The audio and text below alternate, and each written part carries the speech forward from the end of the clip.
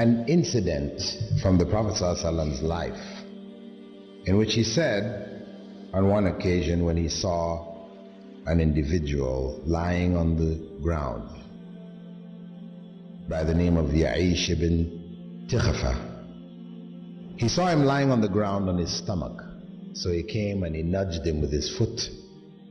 When he woke up and he looked at the Prophet ﷺ, he told him, "This is the method of lying which God hates." People commonly, they like to sleep on their stomach. And I know this is one of the etiquettes of sleeping in Islam. And I remember on one occasion when I was in Panama teaching a course there and in etiquettes, Islamic etiquettes, and I spoke on this. Afterwards, people asked me, why? Why is it disliked to sleep on your stomach? And I really didn't have an answer.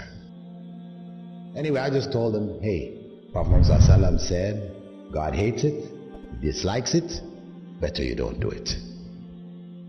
From there, I was flying to Guyana to do a course in Guyana also. Whilst I was on the airplane, I was reading the Time magazine.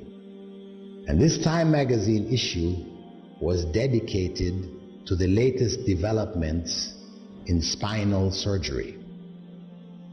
They were showing the latest medical hardware and how it dealt with the problems of slipped discs and crushed discs and the different operations they were doing, and they showed pictures of people's back cut open and And at the end of it all, they had a list of doctors' recommendation to avoid spinal problems. Number one on the list was, don't sleep on your stomach.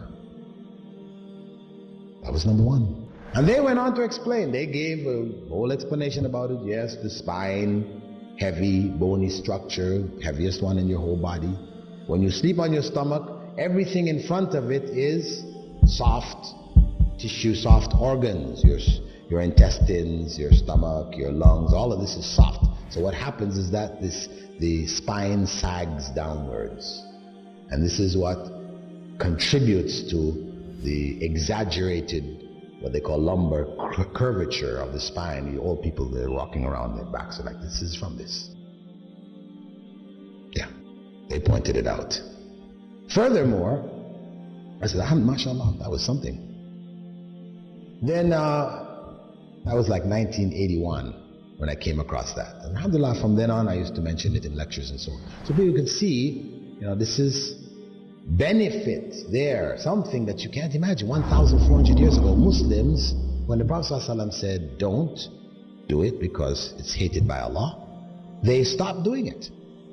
Though they used to like to sleep on the stomach just as we do.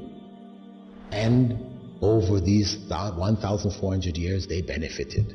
All the people who didn't do it were harmed in one way or another. So I said, mashallah, and that's how we should approach the things which Allah has prohibited and disliked. That it's better not to do it. Stay away from it because there's harm in it, even if we can't see where the harm is.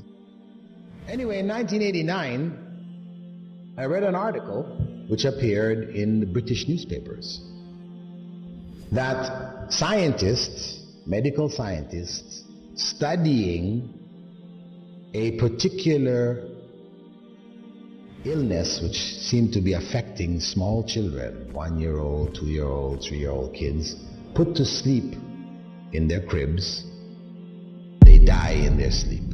They call it crib death or sudden death syndrome, SDS, different names they give it to it. But they didn't know why, what was causing this thing.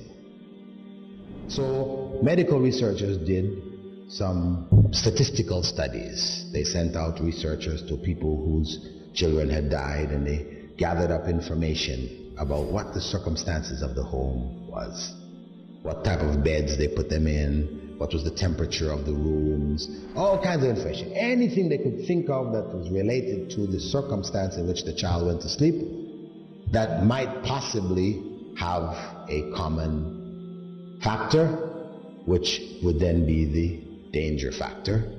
When they fed this stuff into computers, correlated the results, up popped what?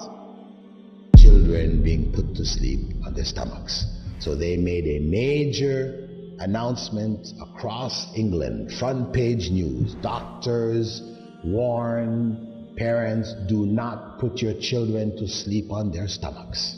Anyway, the point is that 7 years later, in 1996, the researchers, after making this a standard part of, you could say, the information given to people who just had children, this kind of stuff, hospital information, advising parents don't put your children to sleep on the stomach, and this countrywide campaign to make this known, they found that after 7 years, the rate of cot death had dropped by some 68 or something like this %.